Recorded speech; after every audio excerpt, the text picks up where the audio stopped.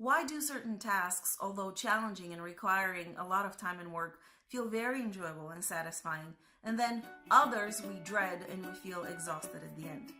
Hi, everybody. This is Milena, and today in Ask Milena, we're going to expand on a topic that we talked about a couple of weeks ago. And that had to do with not associating our success, happiness, and our value and worth as human beings to hard work.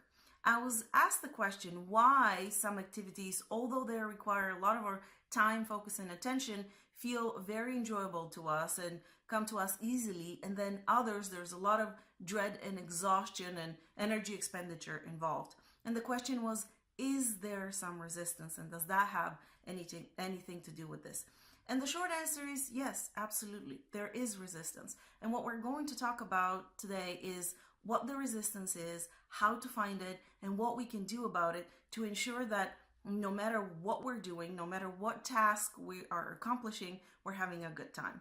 Now, one of the first things that we need to ask ourselves, especially when we look at that task that we might dread and leaves us exhausted at the end, is why am I doing it? Or why am I about to do it? And very often, the answer would start with, because I have to. Maybe because it's part of my job, because there's nobody else who can do it. For whatever reason, we feel like we have to.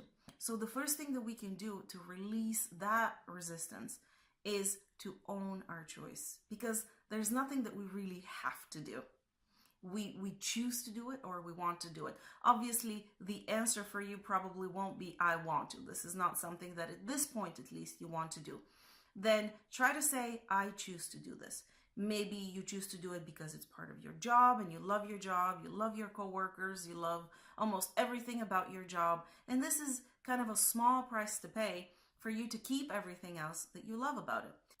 Another thing that you can do is ask yourself, what would this task look like if it were easy? And really don't think about what it would look like, but feel what it would feel like. And just take a couple of minutes, it's really worth the time, to feel into it. What would it feel like if it were easy? And allow that energy to carry it through it. The next thing that you can do, if it's still something that you don't choose to do it, and if you've tried these exercise and you're saying, no, I still don't want to do it, ask yourself, is there somebody else who can do this? Maybe there's someone that you can pay, or maybe magically somebody else who loves doing what you don't love to do will appear. And you might think there's no way, but a personal example, very recent actually, I don't like scrubbing the bathtub. I think it bothers my lower back, and I have found a way to comfortably do it. But all of a sudden, my 9-year-old thinks that this is one of the most fascinating things that she can do. She loves doing it, and she begs me to let her do it every time. Great, she can totally do it.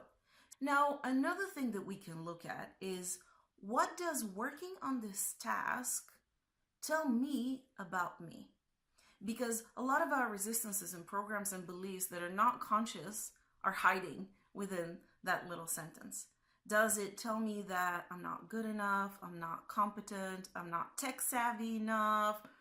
It's always something of not enoughness. And then here are some programs that might come up for us to process. For example, if you ask me to work on something very artsy, craftsy, or you like me to draw, I start feeling frustrated and I don't enjoy it very much, because this is not one of my strengths. This is one of my weaknesses. And we feel good about ourselves when we focus on our strengths and we're allowed to use those.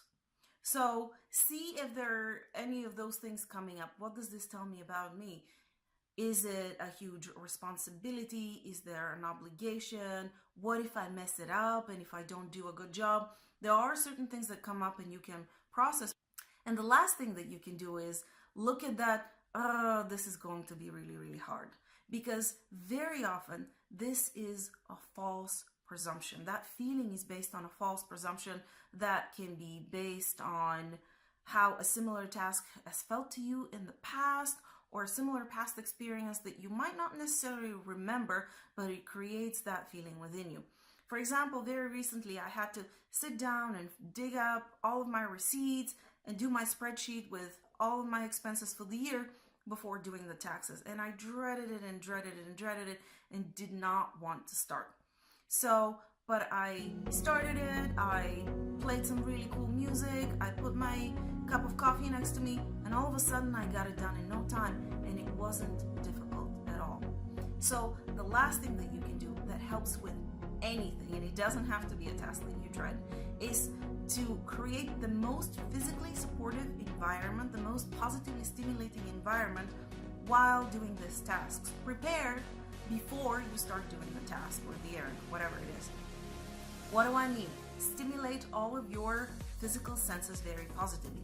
Wear something that is really comfortable, maybe bring a cushion or a blanket, maybe go to a place where you really enjoy the scenery, the blossoming trees, or you go to a park, you go to your favorite cafe, or you sit at home looking out your favorite window with a favorite view, you get your favorite drink, whatever it is, you smell something really nice, maybe open the window to smell the spring fragrance in the air, whatever it is. So in that way, your physicality, your body, your physiology has so much positive input, so much positive stimulation, that all of a sudden doing these tasks becomes such a minuscule part of that it doesn't seem so big anymore. It doesn't seem so difficult, because your body and everything about it is enjoying that environment that you have created. And that last part you can use for anything. Try those things, and I'm really curious to hear what results you get and which one of those steps you found the most beneficial in releasing that resistance that you might have when working on certain things. To book a session, go to askmilena.com, subscribe for the site so that you can receive as a gift the ebook 7 Life Hacks to Empower Your Daily Life. Subscribe to the channel if you have not already. Click on the bell so that you can get notified of all new videos which come out every Friday morning. And I'll see you then.